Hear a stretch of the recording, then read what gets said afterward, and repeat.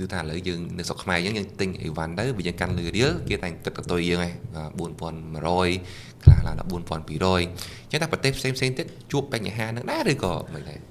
វាមិនដែរអត់ទេនៅពេលដែលយើងប្រើ dual currency អារឿងហ្នឹងវាជាមិនរួចពីព្រោះវាមានឡើងចុះអីទិញទួចហើយឧទាហរណ៍លុយថាវាការគាត់ទិញហ្នឹងថា40គត់ចុះប៉ុន្តែដល់ពេលដែលគាត់ទៅគាត់លក់ឲ្យយើងណា40គត់4000គត់តែដល់ពេលគាត់ទៅទិញអីវ៉ាន់ផ្សេងស្រាប់តែលុយ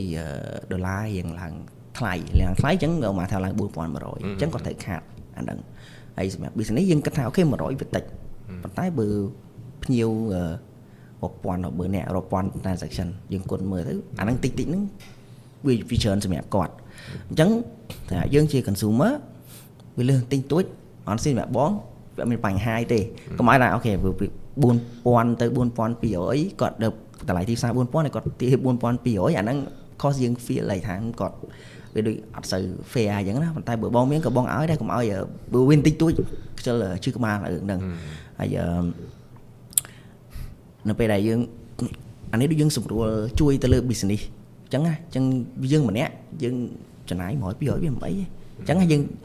ប៉ុន្តែគាត់បើឲ្យគាត់មកទទួលរ៉ាប់រងអាហ្នឹងជាមួយ customer គាត់រាប់ពាន់ដល់10000នាក់អាហ្នឹងវាជាច្រើនសម្រាប់គាត់វិញវាច្រើនសម្រាប់មនុស្សម្នាក់វិញហ្នឹងហើយចុះបើសិនជាបងឯងជួបបញ្ហាលូតថាគេគិតមក4200ចុះឧទាហរណ៍ខណៈលុយរៀលហ្នឹងវាក្រោម4000ទេអញ្ចឹងក្រៅពីបងឯងឲ្យលើវាថាសម្រួលឲ្យហុចឲ្យគេហ្មងទៅ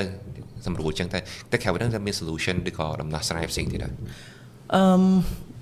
វាចង់ស៊ីក្បាលអាហ្នឹងយើងមិនឲ្យលុយដុល្លារមិនយ៉ាងអាហ្នឹងគាត់ទាអញ្ចឹងយើងមិនឲ្យលុយដុល្លារទៅគាត់ទាអញ្ចឹងហើយយើងតថ្លៃទៅបើគាត់ចុះឲ្យបានគាត់ចុះទៅតែបើគាត់ចុះអត់បានយើង save ទុកទៅបាននៅកន្លែងហ្នឹងគាត់បានយើងអត់សុបាយចិត្តនេះបានជា part មួយវាជា customer service ដែលសម្រាប់បងគាត់ថាវាជា customer service វិញអញ្ចឹងនៅពេលដែលគាត់ធ្វើអញ្ចឹងវាធ្វើយើងអត់សុបាយចិត្តអញ្ចឹងគាត់ lose customer មួយអញ្ចឹងបើគាត់ធ្វើអញ្ចឹងគ្រប់គ្នាគេអត់សុបាយចិត្តគ្រប់គ្នាហើយគាត់នឹង lose customer ថ្ងៃក្រោយគាត់ business គាត់នឹងលំហើយអញ្ចឹង consequence ហ្នឹងវាធ្លាក់មកលើគាត់ដដែលវិញទេit's បើយើងកន្លែងនេះគឺវា is all about សម្រាប់យើងគេថាវា fair ណាស់មិនអញ្ចឹងយើងអូខេនឹងការ pay កតុយលេខបន្តិចតួចប៉ុន្តែកុំឲ្យវាលើសជ្រុលពេកខ្សែសួរថាលើសប្រមាណដែលវាជ្រុលពេកវានៅម្នាក់វាមានស្តង់ដាខុសគ្នាអញ្ចឹងបើយើងគិតថាកន្លែងហ្នឹងគាត់ធ្វើអញ្ចឹងអត់ fair អូខេយើងកុំ support គាត់យើងត្រូវ support អ្នកណាដែរគាត់រស់ស៊ីមាន fair ណាស់មិនអញ្ចឹងតែខ្ញុំបារម្ភដូចខ្ញុំ comment មួយថ្ងៃអញ្ចឹងណាហើយខ្ញុំបារម្ភថងថាបើសិនជាអាជីវកម្មទាំងអស់ឧទាហរណ៍ថាមើលឃើញមួយហើយមួយទៀតគិត4200អាជីវកម្មនេះគេលក់កាហ្វេដូចឯងដែរគេគិត4200បានហើយយើងគិត4200ដែរយូរទៅ customer មិនឬក៏អ្នកប្រើប្រាស់ឬក៏អ្នកទិញគាត់មិនអត់មានជំរឿអីក្រៅពីទិញឬក៏ support អា norm ហ្នឹងហើយវាយើងគិតចឹងវាត្រូវតែ how likely is it បើអញ្ចឹងឥឡូវសួរចឹងហេតុអីបានរងថ្ងៃមិនក៏គាត់មិនទាំងអស់គ្នាមិនគិត4500ទាំងអស់គ្នាព្រោះវាអត់ងាយមិនអញ្ចឹងតែអត់ងាយទេដើម្បីយើងទៅ organize ថាអ្នកលក់ទាំងអស់ទៅធ្វើទៅគិតអញ្ចឹងដល់ទាំងអស់គ្នាហើយណាត់គ្នាមកឥឡូវយើងគិតអញ្ចឹងដើម្បីបានចំណេញទាំងអស់គ្នាតែរួចទីមួយទៀតគឺដោយសារថាឥឡូវបើយើងគិតអញ្ចឹងបើគាត់យើងគិតចេះវិញមាន business មួយទៀតឃើញអាហារហ្នឹងគាត់គិតកតុយលើ4200យើងគិតឲ្យ fair 4000ទៅយើងសុខចិត្តចំណេញទេប៉ុន្តែយើងបានភ្ញៀវមកវិញអញ្ចឹងអា competition ហ្នឹងនៅពេលយើងមាន competition អញ្ចឹងមិនគេចូលចិត្តអា free market ហ្នឹងគឺដោយសារអាហ្នឹងវានឹង recalibrate ខ្លួនឯង instead of យើង try to fix outcome ហ្នឹងណាដែលយើង allow it to play out ទៅ usually ឃើញយើងឃើញនៅថ្ងៃមានណាដែលថាគិតលុយវាហួសហេតុអូខេវាមានហាងខ្លះដែលគិតកតុយលើ4200តែមានច្រើនអត់ច្រើនទេមិនអញ្ចឹងដើរទៅហាងពីច្រើនក៏គិត fair ខាងអ្នកហាងខ្លះភ្ញៀវសុំមិនបាច់យកកតុយគាត់ក៏អូខេទៀតគាត់ដាក់4000តែពេលវាសល់កតុយវាជាប់ពី500បីចង្ហាអូខេគាត់ចោលឲ្យអញ្ចឹងទៅហើយមកយកនិយាយថាដូចពេលខ្លះលុយកតុយ100អីចឹងវាអត់ច្រើនទេប៉ុន្តែយើងទិញត្រង់អត់យើងមានអាកដាស់100ហ្នឹងឲ្យគាត់វាតិចមិនចឹងថ្ងៃ100យើងទិញឲ្យបានគាត់សុំ គាត់គិតអញ្ចឹង of course យើង okay បើសិនជាគាត់ណាត់គ្នាឧទាហរណ៍ថាបើគាត់ណាត់គ្នាមែនណាឧទាហរណ៍ថាលើណាត់គ្នា 4500 ឧទាហរណ៍តែប៉ុន្តែវាខុសច្បាប់ហើយខុសច្បាប់law on competition ច្បាប់ស្ដីពីការប្រកួតប្រជែងគាត់អាចណាត់តម្លៃគ្នាបានទេក៏ប៉ុន្តែកាលពីក្មេងគេគិតតែ4000ហ្នឹង$4000 $4000បើតែមកគិតថា$1 $4100 ឥឡូវមានហាងខ្លះគិត$1 $4200 ចឹងតើបើសិនជា trend ហ្នឹងនិន្នាការហ្នឹងវាចេះតែបន្តឡើងអញ្ចឹងតើអាចមានហាងខ្លះឡើងគិតថា$4300អញ្ចឹងទេអាហ្នឹងបើនិយាយថាអាចខុសអាចវាមានអីទុកគាត់មិនអញ្ចឹងប៉ុន្តែជឹងត្រឡប់មកថាហេតុអីបានវាអត់តន់កើតមានអីបងគាត់ថាគាត់យកកតុយរងថ្ងៃនេះអ្នកខ្លះហាងខ្លះគាត់យកកតុយដោយសារគាត់ចាប់ផ្ដើម aware ពី cost of exchange loss ហ្នឹងអញ្ចឹងនៅពេលដែលគាត់អូខេបើគាត់ទិញទូចម្នាក់ពីរនាក់វាអត់អីទេតែដល់ពេលគាត់លក់ច្រើនអញ្ចឹង100គុណនឹង10000នាក់ក្នុងមួយខែគាត់នេះយើងឃើញគាត់ខាតប្រហែលអញ្ចឹងគាត់ចាប់ដើមយល់ពីកន្លែងហ្នឹងអូខេគាត់សាក transfer cost ហ្នឹងទៅលើ consumer មើលតើគាត់ consumer ជួយ cover cost ហ្នឹងតើគាត់ព្រមអត់ and it turns out consumer គាត់អូខេហ្នឹងហើយអញ្ចឹងនៅពេលដែលមកដូចទៅដល់កន្លែងដែលបញ្ហាវិញនិយាយហ្នឹងគឺនៅពេលដែលគាត់ចេះតែ collude ដើម្បីដាក់តម្លៃវាចេះតែខ្ពស់ទៅទី1វាខុសច្បាប់ទី2 consumer គាត់ក៏ពេលគាត់ចាប់ផ្ដើមអត់សុបាយចិត្តហើយមិនអញ្ចឹងហើយនៅពេលដែលឥឡូវជឿអត់ថានៅពេលដែលមានអ្នកដែលគាត់រកស៊ីកេងប្រហែលអញ្ចឹងណាវាត្រូវការមនុស្សតែម្នាក់ឬពីរនាក់ឯងអ្នករកស៊ីស្មោះត្រង់មករកស៊ីស្មោះត្រង់វិញមកប្រមូលភ្ញៀវទៅវិញទាំងអស់ហើយអញ្ចឹងប្រហែលអ្នកទៀតនឹងបាត់បង់ភ្ញៀវហើយអាហ្នឹងដូចវាមាន factor ច្រើនដែលវា recalibrate ទាំងអស់ហ្នឹងដើម្បីឲ្យអាចឲ្យ economy ហ្នឹង function បាន usually យើងមើលនឹងផ្នែកវាអត់ឃើញយើងគិតវាចេះទៅប៉ុន្តែផ្សារឲ្យទៅសិនមើលតើវាមិនដល់ពេលវាហួសហេតុអាហ្នឹងចាំយើង intervene អាហ្នឹងបងគាត់ថា role of government នៅពេលដែល something មើលទៅវាហួសហេតុវា out of control ចាំយើង intervene ហើយរឿងខ្លះយើង tolerate បានអូខេយើង tolerate ដូចរឿងលោក exchange យកកតុយទៅយើងអាចទៅ enforce ការអត់ថាហាងទាំងអស់ទៅតែយក benchmark ធម្មតាដូចគ្នាគេជាតិមាន benchmark exchange rate រាល់ថ្ងៃអត់តែគិតអាហ្នឹងទាំងអស់គ្នាឧទាហរណ៍អត់អាចយកលើនឹងបានទេឬក៏កុំនឹងបានទេតែយើងអាច enforce ការអត់តែខ្ញុំគិតថាបើ enforce ចឹងចេះដល់នេះឧទាហរណ៍ថាមួយខែក្រោយឬពីរខែក្រោយបានគាត់ទៅ clear បជី clear អីគេឡើងលុយធ្វើម៉េចexactly អាហ្នឹងមួយហើយមួយទៀតយើង enforce វាមិនបើគាត់ឥឡូវសួរថាបើហាងរាប់ម៉ឺនអ្នកលក់រាប់ម៉ឺនរាប់សែនអ្នកហ្នឹងមកប្រទេសឥឡូវបើគាត់អត់ព្រមធ្វើអាហ្នឹងតើយើងគាត់ទិញទៅយើងធ្វើអីគាត់អញ្ចឹងវាពិបាក enforce នៅពេលដែលយើងដាក់ policy យើងគិតទៅដល់លើ enforcement implementation ផងមិនអញ្ចឹងរៀនណាគំនិតពេលខ្លះវាល្អប៉ុន្តែដល់ពេលយើងយកមក implement វាទៅរួចនៅពេលដែលយើង scale ធម្មតា idea យើងអាចធ្វើបានសម្រាប់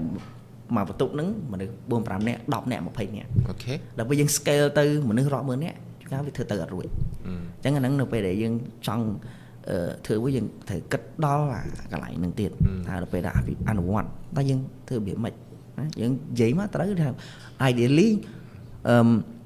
អូខេយើង set exchange rate មួយដែលមានស្រាប់អញ្ចឹងហើយឲ្យត្រូវតែ follow អាហ្នឹងអូខេយើងអាចសាកធ្វើប៉ុន្តែដល់ពេលមានម្នាក់អ្នកដែលអត់ធ្វើតាមតែយើងធ្វើឲ្យគាត់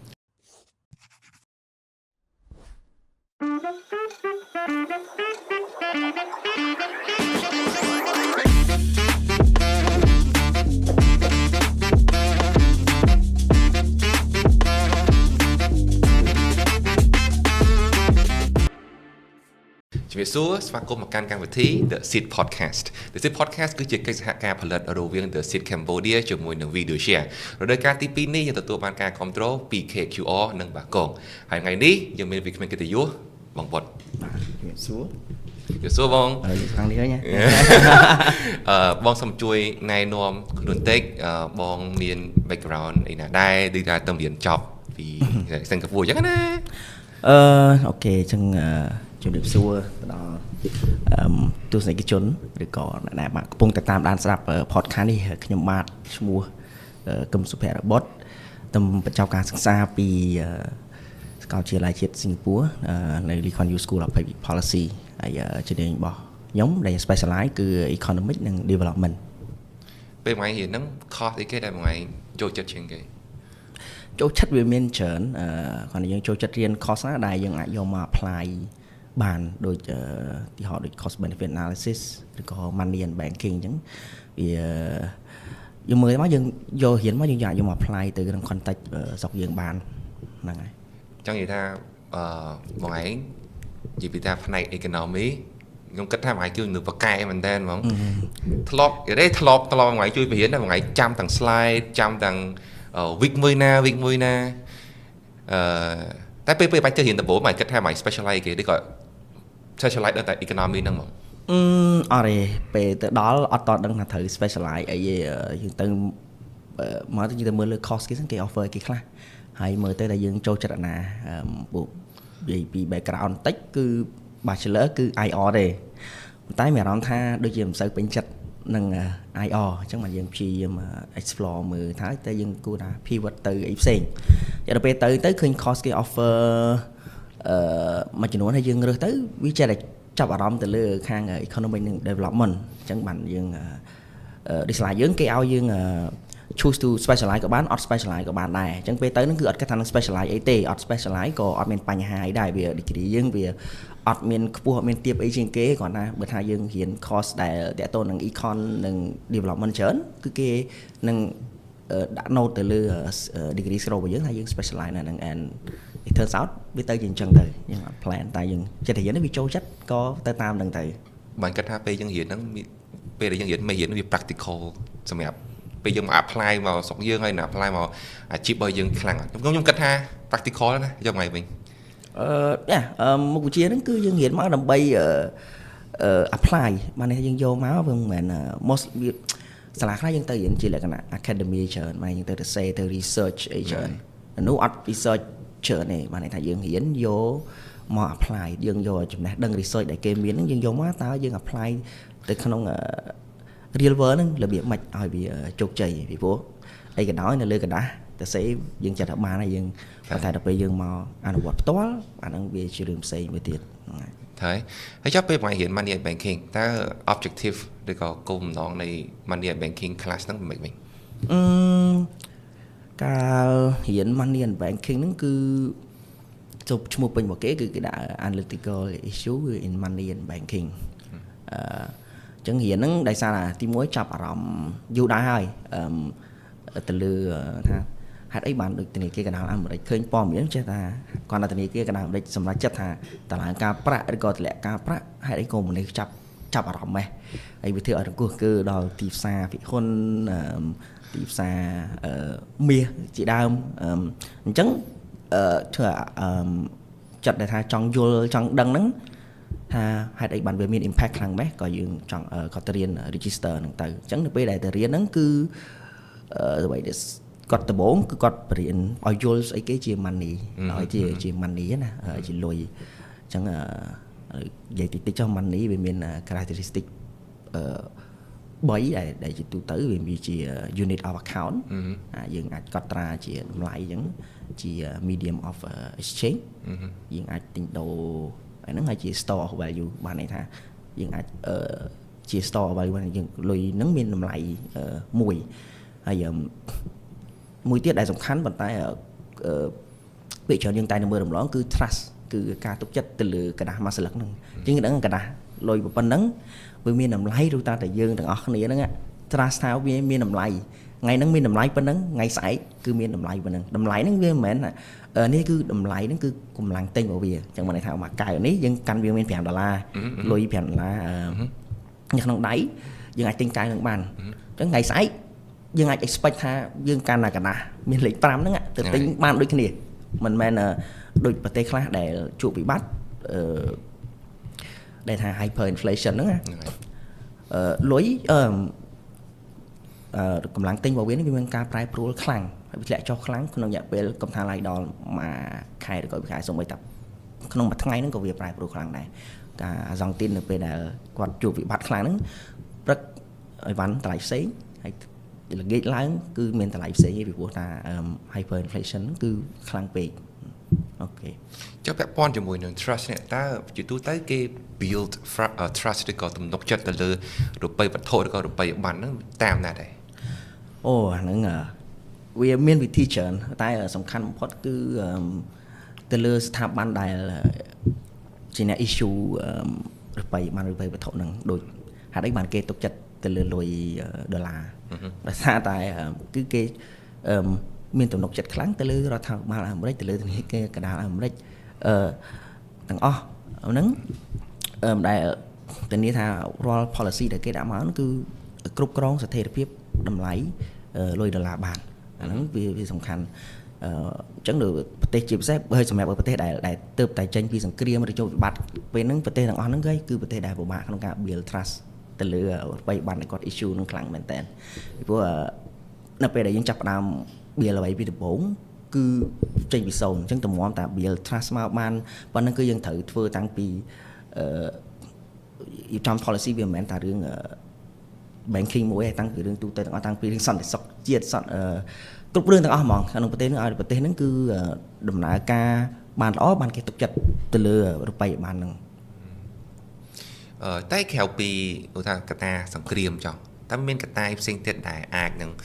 ធ្វើឲ្យមនុស្សបាត់បង់ទំនុកចិត្តទៅលើ currency ឬក៏រូបិយវត្ថុដែលធ្វើឲ្យអាចថាលុយហើមឬក៏លុយនឹងបាត់បង់តម្លៃបើធ្វើជាធៀបជាមួយដុល្លារអាមេរិកអញ្ចឹង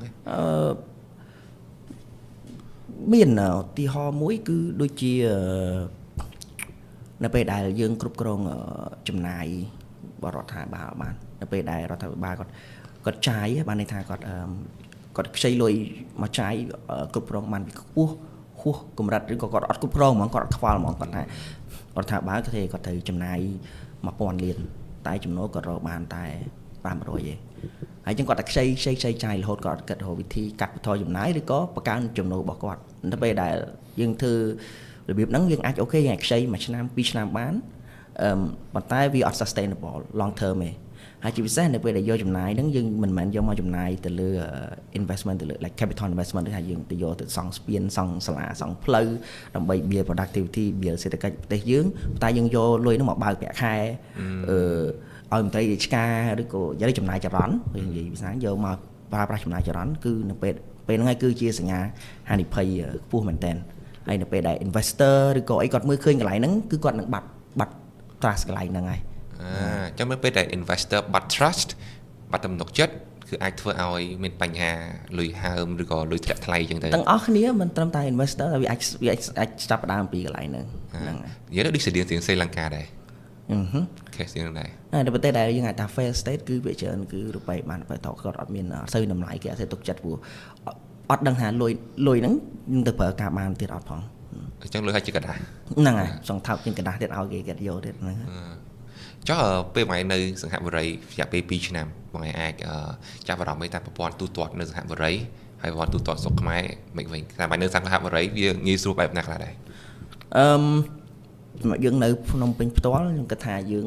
ដើរបានលឿនមែនតើនៅនោះយើងចាយ cash ក៏បានចាយ QR ក៏បានហើយចាយតាម Visa ក៏បានគាត់នៅនោះវាងទលំទលាយជាងទៅលើការចាយតែ cashless ហ្នឹងហើយយើងទៅណាឃើញហើយពីច្រើនជាពិសេសក្មេងៗគឺគាត់បើមិនចាយតាមកាតទេគឺគាត់ចាយតាម QR ហ្នឹងឯងហើយយើង expect ថាទៅណាក៏មានដែរនៅតូបណា QR ហ្នឹងមានបើមិនមាន QR ក៏មានការដែរវាមានជម្រើសពីរហ្នឹងហើយ cash ក៏នៅតែមានអ្នកប្រើដែរគាត់ណាវាតិចបំផុតតាមដែលយើងសង្កេតមើលគឺអត់សូវមានអ្នកប្រើប្រាស់សាច់ប្រាក់ឯងមានភាគច្រើនគឺចាស់ដែលគាត់សម្រាប់គាត់នេះបងគិតថាដោយសារតែគាត់ទម្លាប់យូរហើយគាត់ហើយណាមួយគាត់មិនសូវចេះប្រើប្រព័ន្ធហ្នឹងផងគាត់ខ្លាចបាញ់ទៅខុសគាត់ខ្លាចចាញ់បោកគេខ្លាចអីចឹងណាហើយអញ្ចឹងអាហ្នឹងបងគិតតាមតែយើងទៅនោះគឺវាស្រួលទោះនៅមិនបាច់ចាំចឹងយើងមិនបាច់ដាក់បូបលុយមកតាមខ្លួនមានតែទូរស័ព្ទមួយ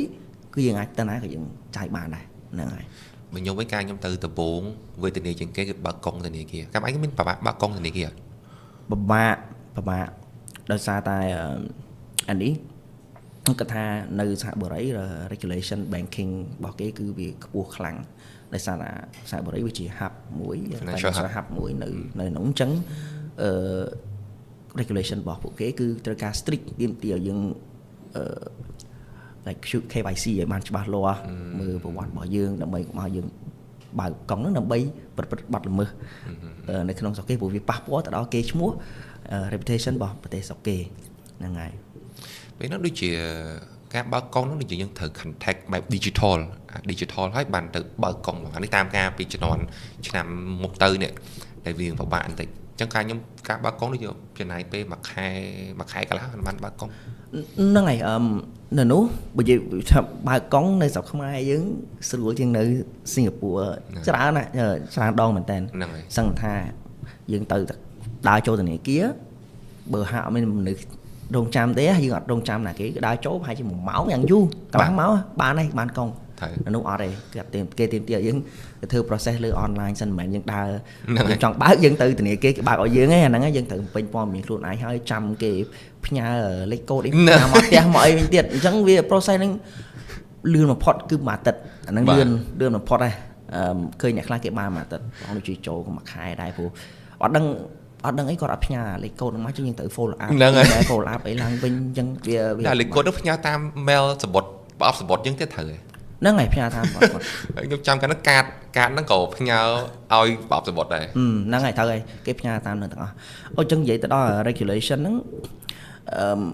នៅពេលដែលគាត់បតឹងអញ្ចឹងក៏វាមាន pro មាន con ដូចគ្នាសម្រាប់អ្នកដែលគាត់គេមិនយើងនិយាយពី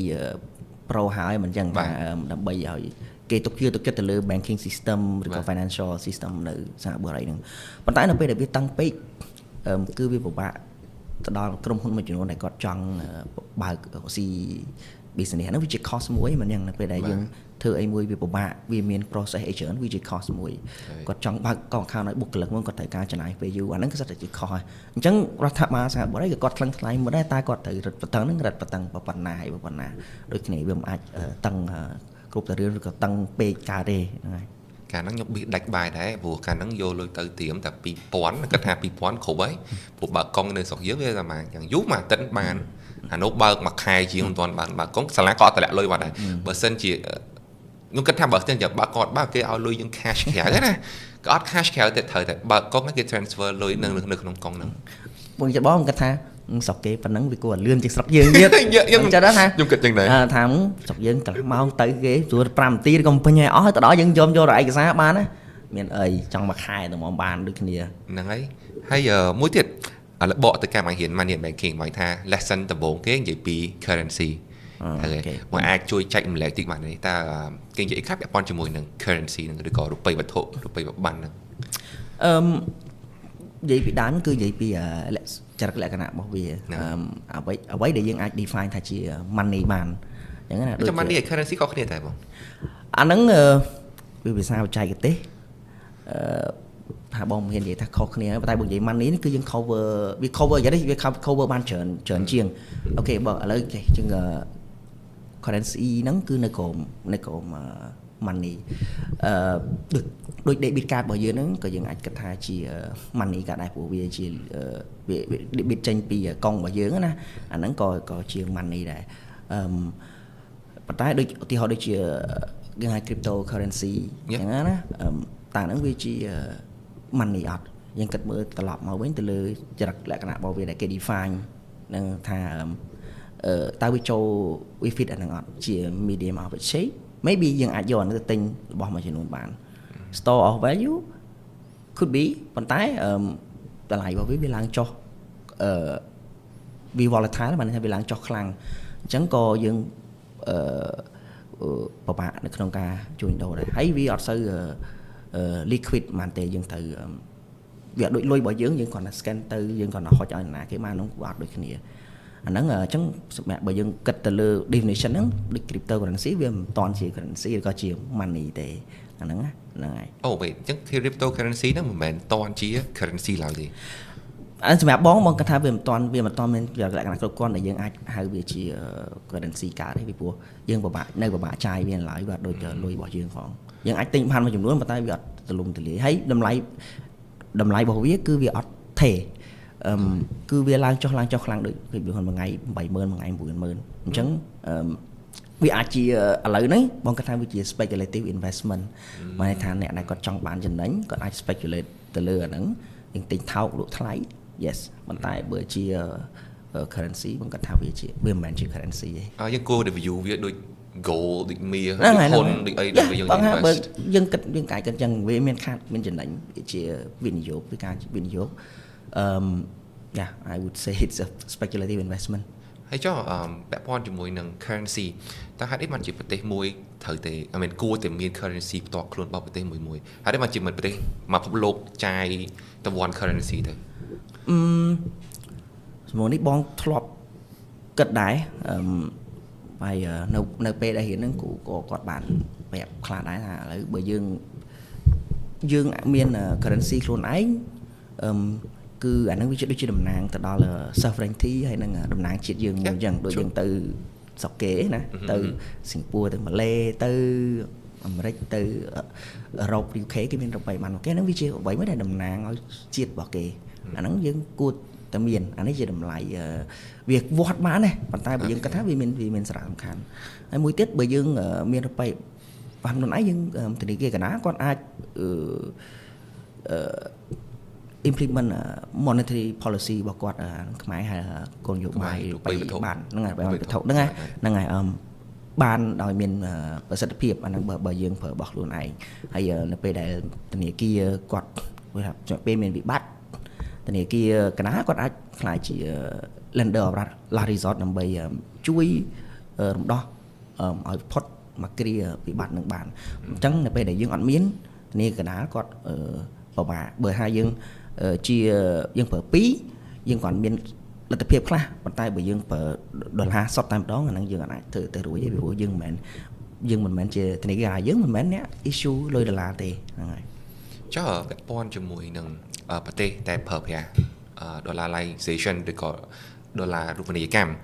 ក្រៅពីប្រទេសខ្មែរមានប្រទេសផ្សេងទៀតនៅសកលលោកដែរចាយដុល្លារហើយចាយរូបិយវត្ថុផ្ទាល់ខ្លួនទៀតទៅមានមិនមានតែយើងទេhonestly អត់ចាំអត់ដឹងថាមានប៉ុន្មានទេប៉ុន្តែ just Google ថា dollarized economy you will see មានប្រទេសច្រើនទៀត and for different reason ដូច Zimbabwe គាត់ក៏ប្រើដុល្លារដែរដោយសារថារូបិយបានរបស់គាត់វាធ្លាក់វាអស់តម្លៃអញ្ចឹងដើម្បី restore confidence ទៅលើ economy ទៅលើប្រទេសនឹងវិញគឺគាត់ទៅថា adopt dollarize ហ្នឹងហើយ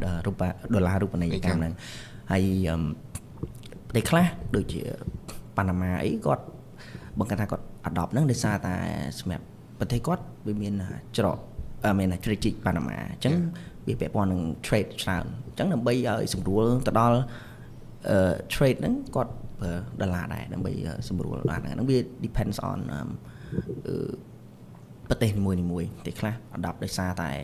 មានវិបត្តិទៅប្រទេសខ្លះ adopt ដោយជាជំរើសរបស់ពួកគាត់គាត់ថាវាល្អសម្រាប់ប្រទេសគាត់ហ្នឹងហើយចុះថាប្រយោជន៍នៃការ adapt ឬក៏ជ្រើសរើសយកអនុវត្តដុល្លាររូបនីយកម្មតើប្រទេសមួយហ្នឹងគាត់មានឬក៏និយាយមួយវាពិបាកនិយាយតិចតែបើសិនជារួមតើមានអត្ថប្រយោជន៍អីខ្លះដែរតែជាទូទៅនៅពេលដែលយើង adopt អីមួយដែលគេប្រើច្រើនគេមានទំនុកចិត្តហើយវាងាយស្រួលមែនគេដូចស្រុកយើងអញ្ចឹងយើងប្រើដុល្លារដែរអ្នកដែល investor foreign direct investment អីគាត់មកគឺគាត់អត់ចាំបាច់បើគាត់មានលុយដុល្លារគាត់អត់ចាំបាច់មកផ្លាស់ប្ដូរជាលុយរៀលទេគាត់មានហ្នឹងគាត់អាចដាក់យកមកដើម្បីវិនិយោគទៅលើក្នុងប្រទេសយើងបានណាហ្មងហើយមួយទៀតតកតងទៅនឹង ease of doing business គឺមិញហ្នឹងវាហើយនិយាយមកដដែលហ្នឹងគឺគាត់មានភាពងាយស្រួលនៅក្នុងការ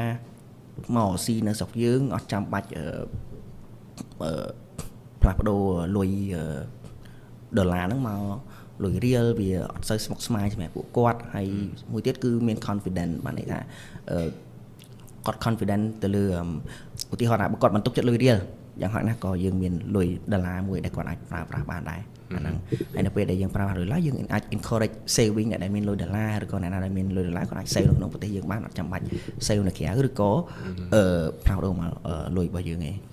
ចុះបើគុណវិបត្តិវិញមិនបងគុណវិបត្តិមិញមិនសួរបងហ្នឹងគុណវិបត្តិហ្នឹងគឺតកតងទៅនឹងធនាគារកណ្ដាលគាត់មានភាពលំបាកក្នុងការ implement monetary policy នេះគាត់មាន full control ទៅលើអាហ្នឹងហើយពិសេសនៅពេលដែលជួបវិបត្តិ គឺយើងពិបាកដោះស្រាយដោយសារតែធនាគារកណ្ដាលយើងវាមិនមែនជា lender lender last resort ហ្នឹងហើយ ចុះឥឡូវនេះឃើញដូចឧទាហរណ៍ថាបើសិនជាមើលសង្គ្រាមរុស្ស៊ីអ៊ុយក្រែនចុះដែលអាមេរិកគាត់បកកលុយធនាគារកណ្ដាលជាលុយដុល្លារអាមេរិកហ្នឹងចានេះវាអាចជាសញ្ញាមួយដែលថាឥឡូវប្រទេសផ្សេងៗទៀតដែលគាត់ dollarization ឬក៏ដុល្លាររូបនីយកម្មតែគាត់ថាវាជាហានិភ័យមួយបើសិនជាប្រទេសមួយនេះគាត់មានតែដំណោះមិនល្អជាមួយនឹងអាមេរិកឬក៏អាមេរិកពេញចិត្តអាមេរិកបកកលុយអាហ្នឹងតែអាចជាហានិភ័យមួយដែរយ៉ាបើគាត់ធ្វើអញ្ចឹងបានឥឡូវអាហ្នឹងវាជាហានិភ័យមួយដែលគាត់ឲ្យបែបប្រទេសផ្សេងគេកំពុងតែមើលលើនឹងដែរមិនអញ្ចឹងយើងឃើញឥឡូវមាន BRIC មានអីហ្នឹងគឺគាត់កំពុងពិចារណាដោយសារតែវាមានហានិភ័យមួយហ្នឹងអានេះថាអាមេរិកវាមាន leverage ទៅលើពួកគាត់រឿងហ្នឹងមួយអញ្ចឹងគាត់ថាគាត់គួរត្រូវបន្តប្រើលុយដុល្លារទៀតឬគាត់ត្រូវមានលុយផ្សេងប៉ុន្តែដល់រាប់ណាអាមេរិកនៅតែជាមហាអំណាចបងគាត់ថាវាមិនអាចចោលលុយដុល្លារកើតទេគាត់អាចtrade គាត់ trade មួយប្រទេសគ្នាគាត់អាចប្រើលុយយួនឬក៏អីចឹងបានប៉ុន្តែនៅពេលដែលគាត់ trade ជាមួយអាមេរិកគាត់នៅតែប្រើលុយដុល្លារតដែរព្រោះចង់សេដ្ឋកិច្ចថា biggest buyer in the world biggest consumer market in the world វានៅតែជាអាមេរិកអញ្ចឹងបើយើងចង់លក់អីវ៉ាន់របស់យើងចង់លក់ទៅណាគឺចង់ទៅលក់ប្រទេសដែលទៅកន្លែងណាដែលមានទីផ្សារធំបំផុតអាមេរិកគឺវាធំបំផុតហើយអញ្ចឹងប្រទេសណាក៏គេចង់ទៅលក់វ៉ាន់នៅប្រទេសអាមេរិកដែរតែបើមួយទៀតហេតុអីបានជាពិភពលោកនិយាយថាធានាថាទុកចិត្តលុយដុល្លារអាមេរិកហ្នឹងខ្លាំងដែរអាមេរិកហ្នឹងដែលមានលុយហើមឬក៏រូបិយវត្ថុគាត់ធ្លាក់ចុះអីទេលុយហើមវាយើងគិតថាវា inflation វាមានអញ្ចឹងគាត់ថាវាមានកម្រិតណាដែលគាត់ថាវាសមស្របដូចធនាគារកណ្ដាលអាមេរិកគាត់ target 2% ក្នុងឆ្នាំ inflation 2%គាត់ណាពេល covid ហ្នឹងដោយសារតែគាត់ចំណាយច្រើនអញ្ចឹងវាឡើងដល់ 5-6 អញ្ចឹងបានធនាគារកណ្ដាលអាមេរិកគាត់ចាប់ផ្ដើមតម្លៃការប្រាក់ដើម្បីធ្វើម៉េចឲ្យតម្លាក់ inflation នឹងចុះមកវិញអាហ្នឹងបានន័យថាគេទុកចិត្តទៅលើធនាគារអាមេរិកប្រទេសអាមេរិកហ្នឹងគឺដោយសារតែឃើញនៅពេលដែលគាត់ឃើញវាមានចាប់ផ្ដើមមានបញ្ហាអញ្ចឹងគឺគាត់ take action គាត់ intervene ធ្វើម៉េចដើម្បី restore confidence នឹងឡើងវិញមិនឲ្យលុយដុល្លារហ្នឹងវា lose value ខ្លាំងពេកទេកុំឲ្យការជាវិបត្តិសេដ្ឋកិច្ចអីចឹងគឺគាត់policy ដែលគាត់ដាក់មកគឺជាយាមធ្វើម៉េចឲ្យប្រទេសទាំងអស់ឬក៏គ្រប់គ្នាហ្នឹងមាន confidence ទៅលើថាអូខេអាមេរិក still has everything under control តែដល់ពេលប្រទេសដុល្លាររូបនីយកម្មឬក៏ dollarization ហ្នឹងតែតើគាត់មានបញ្ហាដូចតែបើសិនជាឧទាហរណ៍ថាគេគិតជាលុយដុល្លារហើយយកមានលុយយើងអាច scan QR បានយ៉ាអាហ្នឹងយើងបើថាយើងបើគេឲ្យមាន QR លុយ real មិនអញ្ចឹងណាគាត់ចង់បានគាត់គិតលុយមកហើយគាត់ឲ្យ QR មកយើង scan តាមហ្នឹងទៅអាហ្នឹងយើងមិនបាច់ប្រកែកគ្នាទៅលើនេះទេ exchange rate ទេអាហ្នឹងយើងយក exchange rate ស្តង់ដារមួយដែល third party ជាអ្នក set យើងមិនមែនយើងពីរអ្នក set ទេ that's how we can agree on that ហ្នឹងហើយដូចធនាគារអ្នក set ពេលដែលយើង scan ពេលហ្នឹងវាគិតអត្រាប្រប្រាក់ពេលហ្នឹងឆ្លងធនាគារក៏បានដែរហ្នឹងហើយចុះបើសិនជាបងឯងវិញតើមិន prefer កាន់លុយ real ឬក៏កាន់លុយដុល្លារ prefer right now ឲ្យអត់ prefer កាន់លុយចុះយើងទៅកាន់លុយទៅអីនាំតាពិបាកវាដាក់ក្នុងកប៉ៅវាជ្រូកបាត់វាជ្រូកអីមិនអញ្ចឹងឥឡូវអង្គុយអត់មានកាបូបលុយនេះជាប់ខ្លួនទេយើងមានទូរស័ព្ទមួយតាណាក៏បានបើសួរតែកាន់ of course ចង់កាន់លុយទេវាអាចជ្រូកបាត់វាមានហានិភ័យច្រើនវាអាចលហែកអាចអីអញ្ចឹងណាត្រូវពីមុនបើថាយើង prefer ដុល្លារឬក៏នេះពីមុនយើង prefer ដុល្លារច្រើនជាងមែនប៉ុន្តែឥឡូវយើងលុយរបស់យើងមានអត្ថប្រយោជន៍ច្រើនណាមិនអញ្ចឹងយើងទំនុកចិត្ត confident ទៅលើលុយរៀលយើងក៏មានច្រើនជាងមុនexchange rate ក៏វា stable ប្រហែល20ឆ្នាំហើយនៅក្នុងខ្ទង់ខ្សែហ្នឹងវាអត់មានអីផ្លាស់ប្ដូរអីទេបាទហ្នឹងបានធនាគារជាតិគាត់ធ្វើការបានល្អទៅលើកន្លែងហ្នឹងនៅពេលដែលវា stable អញ្ចឹងវា it's good for business business គាត់ចូលចិត្ត predictability and stability ហើយដូចជាឥឡូវដូចលហែកលុយអីដូរអត់កាត់ អត់កាត់ទឹកទេមិនចឹង បើដូរពីធនាគារ នឹង ជាតិ ដូរពីធនាគារជាតិកាត់ទឹកហ្នឹងវាមានអត្ថប្រយោជន៍ទៀតដុល្លារអត់កាត់តាហែកបន្តិចគឺដឹងដល់អស់ហើយ ដឹងអស់ប្រហែល10ปีដែរ ហ្នឹងហើយអាហ្នឹងវាអញ្ចឹងដល់លុយរៀលចង្កាត់ដល់ហែកឆេះអីឡើងចង់ខ្ទេចខ្ទីហើយគាត់នៅដូរបានដែរអញ្ចឹងឃើញដូចឃើញគ្រូសាស្ត្រនៅខេត្តណាដែលភ្លើងឆេះផ្ទះឲ្យឆេះលុយអស់ហ្នឹងហើយដូរនេះគឺជាគាត់ដូរជូនតែបើយើងដាក់$1វាឆេះគឺចប់ហើយអាហ្នឹងអត់មានបានអីមកវិញគឺស្មើសូន្យហ្នឹងជាអត្ថប្រយោជន៍មួយដែលយើងគួរតែប្រើលុយរៀលច្រើនជាងមុន ព្រោះធ្លាប់មានគ្រួសារមួយគាត់សន្សំដាក់កូនជ្រូកហើយវាដាក់លុយ$ក្នុងកូនជ្រូកទៅកាឌីស៊ីអស់តែកាឌីស៊ីអស់ដូរអត់កើតទេគាត់ដូចជាខាតអស់ដូចជា3-4,000ដែរមកកូនជ្រូកគាត់ហ្នឹងតែបើសិនជាលុយរៀលបើសិនជាខូចតម្រង់ក្រោម 30% មកលើសពី 30% នេះគេចិត្តនឹងដូរជូនអត់គិតថ្លៃទេដូចជាមានកម្មវិធីដូរกระดาษប្រាក់ចាស់ទូលហែកហ្នឹងរៀងរាល់ខែតើខ្ញុំចាប់ដូចរៀងរាល់ខែហើយបើសិនជាអាចយើងទៅដូរនៅសាខាធនាគារបានសាខាធនាគារជាតិបានដូចជាអត់គិតថ្លៃទេអាហ្នឹងវាជាគេហៅថាជា advantage មួយ benefit មួយដែលលុយរៀលមានទៅលើលុយដុល្លារសម្រាប់យើងដែលយើងរស់នៅក្នុង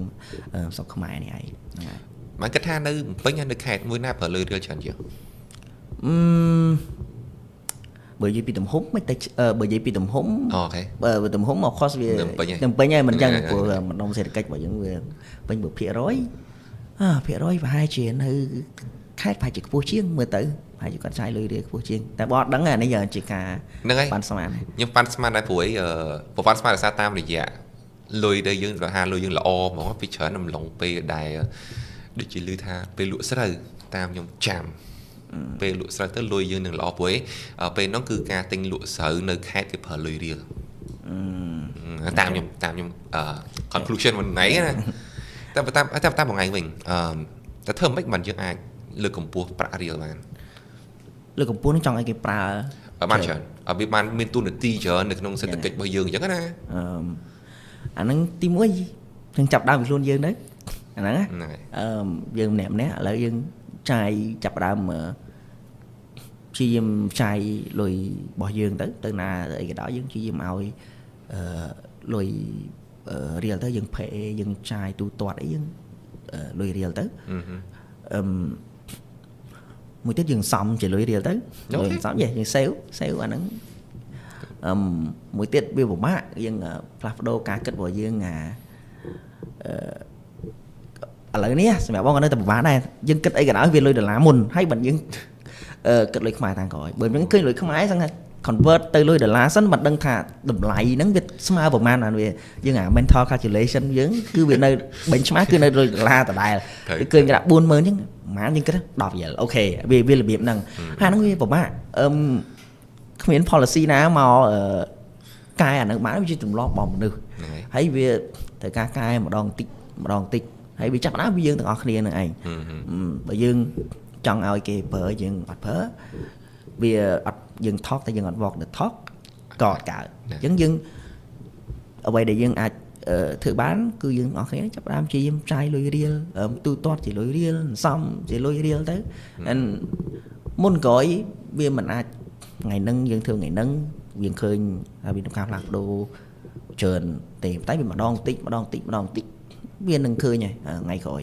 ថានេះហើយវាស៊ីសងទៅលើទលាគេជាតិដែរតើគាត់ចង់ឲ្យយើង fully like de-dollarize ឬក៏ប៉ុណ្ណាមកថាបងចេះដល់ហ៎អាហ្នឹងព្រោះវាមានឥឡូវហ្នឹងវាមាន pro and con អញ្ចឹងគាត់ត្រូវ balance ដូចគ្នាតើយើងគួរលើកគួរនៅប្រើដុល្លារហ្នឹងកម្រិតណាហើយបងគាត់ដែរគាត់មាន benchmark របស់ពួកគាត់ដែរថានៅក្នុង economy ហ្នឹងភ្លើងក្រហមរត់នៅពេលណានៅពេលដែលគាត់ monitor មិនអាហ្នឹងវាជាការងាររបស់គាត់ដែរបងអត់ដឹងទេអានេះខ្ញុំ proud ជាងគេខ្ញុំមានមោទនភាពជាងគេ policy មួយដែលខ្ញុំ proud ដែលខ្ញុំមានមោទនភាពពីធនាគារជាតិគឺគាត់ពីឆ្នាំ2019តែខ្ញុំចាំឬក៏2020ឯង either ឆ្នាំ2ហ្នឹងគាត់ប្រមូលលុយកដាស់1រៀល2រៀល5រៀល10រៀលដែលឥឡូវយើងហៅកដាស់1រៀល2រៀល5រៀល10រៀលហ្នឹងដល់សើបានអាហ្នឹងយ៉ាងគឺជា policy មួយដែលយើងព្យាយាម cắt bật thôi chai tinh nứng ở những chai chỉ lấy khi nhưng tại đọ ấy thì mà lấy đi chia ban cái đá mà rối vậy cái lên miền cái đá đi ra hát sắp nơi từ bàn để hạ sập ở đắng người ta đang là cái đá thông đợi để nó ngày đôi chia cái thằng bơm hạ sập mà rồi bản miền chẳng tôi chỉ nâng lên miền này này hay giờ gặp bên một bốn miền còn cam đai mình ra ấy tháng với chạy tại dương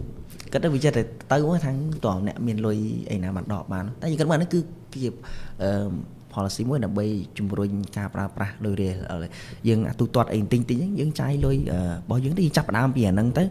bữa tha dương tên nhiều vậy này vì bảy mơn đờ la thì họ bị lôi dương bị can theo bị chớn ok dương chấp đam biển tinh nâng tới nó về đại dương chấp đam thơn tinh những ngày khó dương nâng khơi nhờ là tập họ này phụ biết đọ lôi đó bắt đầu có đọ lôi cả đà đọc đô la mình bán nó có đọ bán buôn mơn đã hay chun cá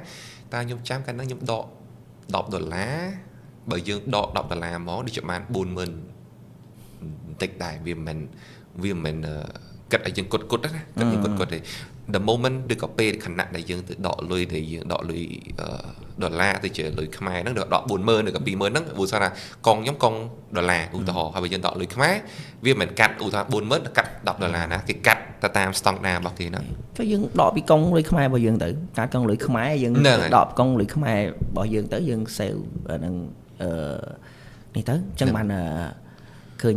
mà giờ muốn đi mình cái đi ấy còn cả công khmer hỏi ấy giống này again là đi về chiều policy mới đây những cái mới là về đại dương trong ao cục phía bên công khmer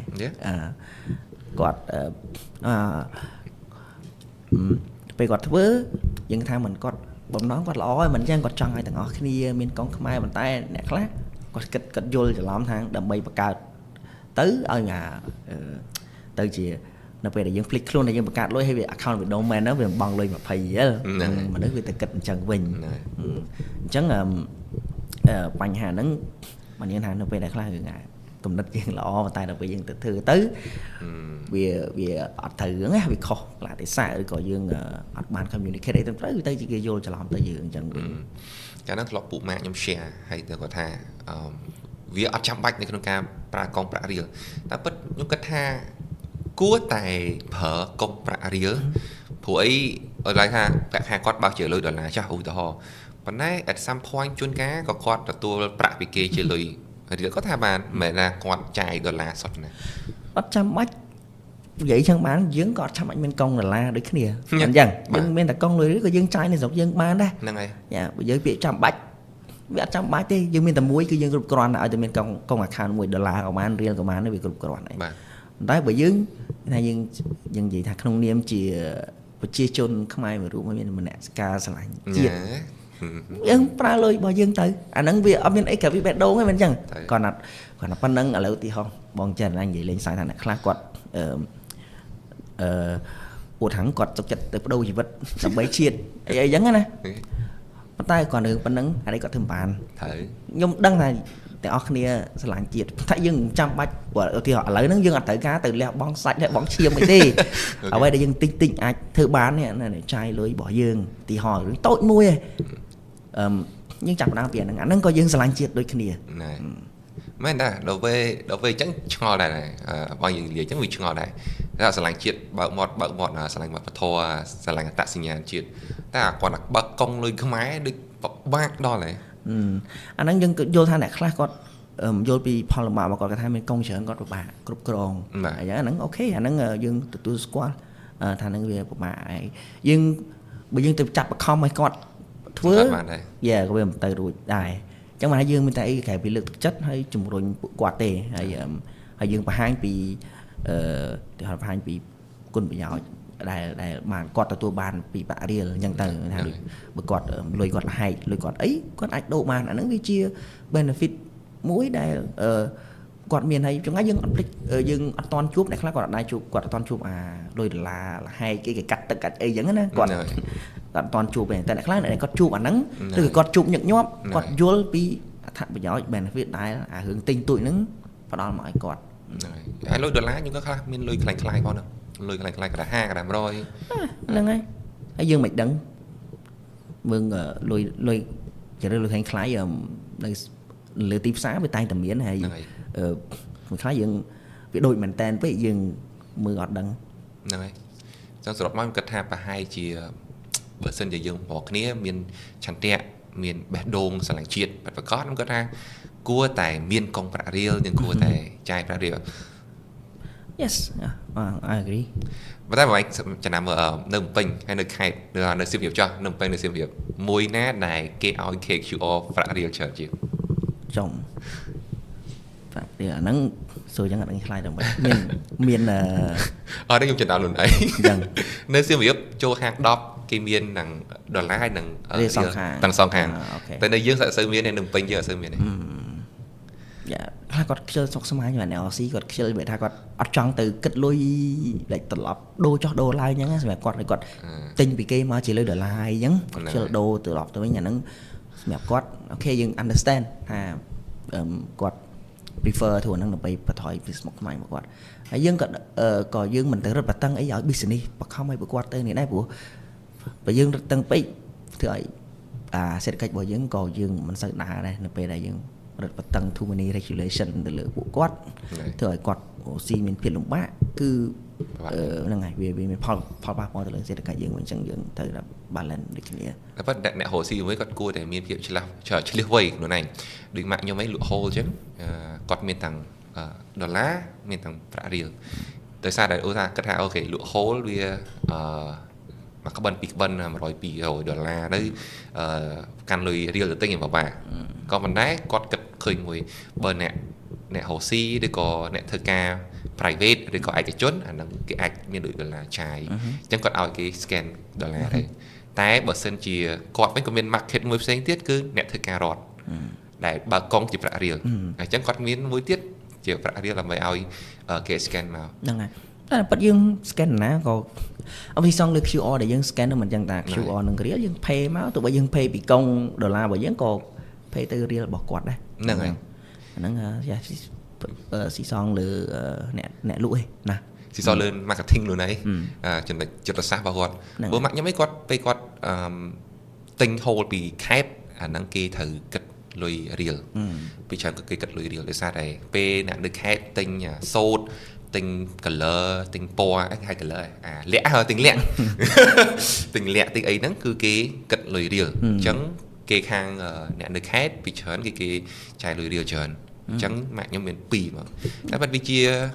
anh vậy tha quạt lạnh chuyện á quạt chạy lười đĩa tí muối tí pí với chỉ còn viên niên việc nghe xua bỏ quạt mười mười ta bởi dương bên tặng công riếu tặng công đồn lá lọ này ấy với start từ lư tầm lại đại dương đặt tiền mà dương lụi bán dương bởi dương nhiều xua mà nhưng lao chỉ lùi riếu anh những kết với tay tam đó ngay và những là sai sớm mơn cái pay mà sai sớm mơn tam đó ngay còn ai mà thà bờ tụi bây giờ lùi đến về mà thà lại đến về buồn pon mà rồi chứ mà quát ơi mà rồi đờ làm á mẹ quát cả quát kha đây mình chân này chứ còn ơi lùi đi mà dương ấy cho bờ sân chỉ sử dụng bật vật chất bờ sân chỉ bằng ngày ủi đó là mày chỉ nè thua cô dùng mai cho ủi đó nhé bằng ngày propose policy ấy đam bay trong rồi này cái pra riêng cái policy ở bọn kết cứ lời nó cứ slide tranh tê của bọn kết ha policy để dương miên nó cứ bị lọ hai ở vậy để dương thời được to thớn nó cứ ăn được vọt to ăn được vọt và thay em tiệt mình chưa mình tăng về vô tình ca sành bạc riêng ấy nắng nè nó dương to thơ tiệt dương to enforce được chỉ ở hàng lụt tụi mình có đặt làm lại chỉ lùi riêng còn ở đặt đó là chỉ lùi đó là anh nó chụp áp dương đi chụp miếng này mình nhang năng ngày còn là dương ở toàn enforce khang rồi dương dối bị phò lồng bạ từ lừa business này không sọc dương chẳng dương chi dương mua nhà năng mà đòn tách tới bia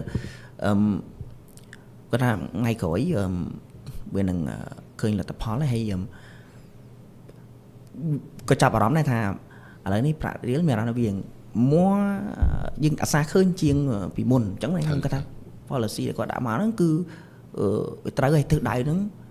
cứ dân trái gây còn lại dương thời gian bắt to ăn bọt bắt hai viên ai policy đứng nhưng ta nói nhưng không nói cuộc quạt thời gian cả thì vì ở tuần phun hay thông bản để dân thường chẳng cứ miền គាត់ជំនាញហើយវាថាការមិនពេញចិត្តអញ្ចឹងយើងធ្វើម្ដងតិចឲ្យតែទៅមុខបងគាត់ថាអូខេមាន progress គឺយើងអូខេខ្ញុំបើបងចော့មួយចော့ខ្ញុំធ្លាប់ឮខាងមួយក្រុមឬក៏អ្នកខ្លះគាត់គិតថាគាត់អ្នកជំនាញណាដែលអ្នកខ្លះដូច AI អញ្ចឹងគាត់តាំងមកដូច AI ជាគ្រប់មុខអញ្ចឹងគាត់អត់តែនិយាយរឿងប្រាក់រៀលគាត់និយាយថាមិនបានធនាគារជាតិនេះមិនបានបើថាចង់ឲ្យចាយប្រាក់រៀលមិនក៏បិទខ្មោចចាយដុល្លារហ្មងទៅបើបិទអញ្ចឹងវាមិនកើតបិទអញ្ចឹងនាំមិនអង្គុះអង្គើសេដ្ឋកិច្ចអាហ្នឹងបើតែយើងអាន let's say គាត់ឆ្ងល់ហ្នឹងវារឿងត្រូវហើយពីមកគាត់ឆ្ងល់ដូចគ្នាតែយើងឆ្ងល់យើងទៅ research មើលតើមានប្រទេសមួយប្រទេសដែលអាច de-dollarize completely បានវាមានតិចមែនតើហើយនៅពេលដែលយើងធ្វើដូចគាត់ it's a shock to an economy បើ economy នៅពេលមាន shock វាអត់ដែរជាមានល្អទេ economy គឺគាត់ចូលចិត្ត predictability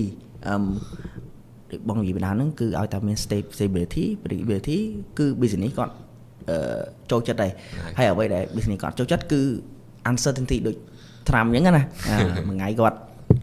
ដាក់ tariff ប៉ុណ្នេះមួយថ្ងៃដាក់ tariff ប៉ុណ្ណោះដូចអាហ្នឹងហើយគឺជាអ្វីដែលbusiness អត់ចូលចិត្តមកគឺគាត់អត់ដឹងធ្វើអីគាត់ត្រូវតែ stop activity ទាំងអស់ប៉ុន្តែបើគាត់ដឹងថាអូខេបើ tariff ដាក់ប៉ុណ្ណឹងអូខេដាក់ប៉ុណ្ណឹងគាត់ត្រូវ strategy ធ្វើម៉េចដើម្បី cope ជាមួយអាហ្នឹងប៉ុន្តែនៅពេលដែលមួយថ្ងៃអញ្ចេះមួយថ្ងៃចុះ business គាត់អាចធ្វើការបានទេព្រោះអត់ត្រូវរៀប strategy មិនបើមួយថ្ងៃអញ្ចេះមួយថ្ងៃចុះអញ្ចឹងត្រូវគាំងហ្នឹងហើយអញ្ចឹងគេហៅ irrational ទេirrational វាតតែគាត់តែយើងទៅមើលលើនេះរបស់គាត់ទៅមើលលើ intention របស់គាត់តែគេថា irrational irrational វាថាធ្វើទៅតាមអីដែល you know consistency តែដល់ពេល irrational នោះរបៀបសុក shock យល់មក well អាហ្នឹងត្រូវ consistency ប៉ុន្តែយើងអាចនិយាយបានថា consistency របស់គាត់គឺគាត់អត់គាត់ចង់that's what he believe at least ថាអាហ្នឹងវា good for America that's what he think so as long as គាត់ធ្វើអាហ្នឹងគាត់គិតអញ្ចឹងមែនហើយគាត់ធ្វើក្នុងគោលបំណងហ្នឹងមែន he is rational មិនមែនថាគាត់ធ្វើត្រូវគ្រប់រឿងទេពេលខ្លះយើងគិត rational ប៉ុន្តែវាខុសដូចគ្នាហ្នឹងមិនអញ្ចឹងយើងគិតរឿងធ្វើខុសដូចគ្នាយើងគិតថាសំផលតែរឿងហ្នឹងវាអត់ត្រូវទេចឹងមានថាអូខេបើសិនជាយើងការប្រម៉ូទប្រាក់រៀលហ្នឹងវាមិនមែនចំណាយពេលខ្លី5ឆ្នាំឬក៏10ឆ្នាំទៅធ្វើហើយទេយើងក៏អាចចំណាយពេលមួយយប់ឥឡូវចេញ NBC ឬក៏ធនាគារជាតិចេញប្រកាសមកចាយឈប់ចាយ$1ឈប់ឲ្យអាជីវកម្មចាយ$1ផ្អើលប្រទេសមកมันអាចធ្វើអញ្ចឹងរួចហើយបើយើងទៅអាន any paper ក៏គេមិនដែរ recommend ឲ្យធ្វើរបៀបហ្នឹងដែរហ្នឹងហើយចឹងមិនជាថាហ្នឹងអ្នកខ្លះដែលពេលគាត់និយាយតែប៉ុន្តែពេលដែលគាត់និយាយហ្នឹងបើសិនជាឥឡូវបើសិនជាយើងមានការចែករំលែក podcast ឬក៏ប្រាក់រៀលហ្នឹងវាទលំទលាយអ្វីដែលគាត់និយាយនោះវាអត់ស្ទើរត្រូវវាអត់ត្រូវហ្មងវាថាវាអាចមកពេលមួយយប់មកដូរទៅចាយលុយរៀលទាំងអស់ហ្មងវាមិនត្រូវវាដួលសេដ្ឋកិច្ចមកខ្ញុំគិតថា podcast ដែលយើងទៅចែកគ្នាអំពីប្រាក់រៀលអំពីអីហ្នឹងគាត់ជួយមកចំណែកដែរព្រោះជួនកាលអ្នកស្ដាប់គាត់និយាយគាត់គិតថាអញ្ចឹងធនាគារជាតិអត់មានអំណាចទេអញ្ចឹងមិនបានអត់ព្រមធ្វើបើថាមាត់ផាប្រម៉ូទប្រាក់រៀលផ្សព្វផ្សាយប្រាក់រៀលតែខ្លួនឯងអត់ចេញឈប់ចាយយក$1លុយ$1វាទីចឹងវិញអញ្ចឹងបើយើងចែកម្លែកអញ្ចឹងគិតថាមិនដែរបងអញ្ចឹងថែមមិនមែនអត់ទេគិតថាបើយើងបន្តធ្វើការងារនឹងទៀតទៅដូចជាយើងធ្វើយុទ្ធនាការយើងមិនថាតធ្វើយុទ្ធនាការតែគ្នាយើងអញ្ចឹងណាយើងមកយើងចែកលុយគ្នាយើងចែកជាលុយរៀលដែរទៅអាហ្នឹងគឺជាអ្វីដែលយើងអាចធ្វើចេញពីខ្លួនយើងម្នាក់អាចធ្វើបានគ្រប់គ្នាបាទដូចជាអស់ហើយតែមួយថ្ងៃមាន quote ឬក៏មានប្រសាសន៍ចុងក្រោយអីដើម្បីផ្នែកឬក៏បិទចុងក្រោយចុងក្រោយមានតែអរគុណដែលបានផ្ដល់ឱកាសមកជជែកគ្នាថ្ងៃនេះហើយបានចែកម្លែកហើយសង្ឃឹមថាបងប្អូនជនរួមជាតិរបស់យើងទាំងអស់គ្នានឹងចូលរួមប្រើប្រាស់របាយបានរបស់យើងឲ្យបានកាន់តែច្រើនដើម្បីវាព្រោះវាមានអត្ថប្រយោជន៍វាមិនមែនតែជួយជាតិទេក៏ជួយគាត់ដូចគ្នាដែលបាននិយាយពីមុនហ្នឹងអញ្ចឹងហើយក៏យើងចង់ឃើញថាប្រទេសយើងមកគេមកស្រុកយើងគឺគេដូចយើងទៅស្រុកគេយើងធ្លាប់នេះ sale អាដូចយើងសំកាក់គេឬក៏លុយរបស់គេជាអនុស្សាវរីយ៍ True ហ្នឹងហើយយើងចង់ឲ្យអាហ្នឹងគេពេលដែលយើងចាយយើងអាហ្នឹងច្រើនទៅចាយលុយរបស់យើងច្រើនគេមកគេស្រឡាញ់យើងស្រឡាញ់លុយរបស់យើងគេមកក៏គេចង់បានអាហ្នឹងយកទុកធ្វើអនុស្សាវរីយ៍ដូចគ្នាចាហ្នឹងជាអ្វីដែលបងចង់ឃើញហើយអរគុណបាញ់វ័ន តែត្រូវឲ្យព្រួយលុយរៀលយើងមានប្រមាណនេះប្រមាណស្លឹកឯនេះដែលជាប់ពានរង្វាន់design ហើយនឹង security អូខេយ៉ា yeah honestly យើងគិតថាមិនវាអត់ surprise ស្អីឃើញលុយនឹងស្អាតមែន ត្រូវហើយសុំណែនាំទាំងអស់គ្នាដែរបងបុតគាត់ជា senior រៀននៅសាលា LKY SPP ខ្ញុំតែហៅគាត់ថា Julian ដោយសារតែគាត់បើនិយាយពីសេដ្ឋកិច្ចមុខវិជ្ជាសេដ្ឋកិច្ចគឺគាត់ប៉ាកែមែនទែនគាត់ចាំបើគាត់អ្នកគាត់ដឹងណា senior ខ្ញុំថារៀនមុនខ្ញុំមួយឆ្នាំត្រូវហើយអញ្ចឹងខ្ញុំរៀនក្រោយគាត់មួយឆ្នាំខ្ញុំសួរអាមេរៀនដែលខ្ញុំទៅរៀនមុនរៀនបានមួយអាទិត្យហ្នឹងតែខ្ញុំភ្លេចអស់ហើយទៅសួរគាត់គាត់ចាំតាំងពីអាទិត្យណា slide មួយណា page មួយណាតាំងពីនឹងមកខ្ញុំព្រឺសបល់ពេលគាត់ឲ្យគាត់រៀនមកព្រឺសបល់មករបៀបថាមនុស្សម្នាក់មិនអាចចាំមេរៀនដល់ធ្វើខ្ញុំរៀនតែមួយអាទិត្យទេមិនអញ្ចឹងខ្ញុំមិនចាំ slide គ្រូផងតែមួយរៀនមួយឆ្នាំអីហ្នឹងនៅចាំទៀតអញ្ចឹងគាត់ good IQ អរគុណណាស់អូខេអរគុណច្រើនមកតែមកចំណាយពេលវេលាមានតម្លៃនៅក្នុងការចូលរួម The Seed Podcast អូខេអរគុណ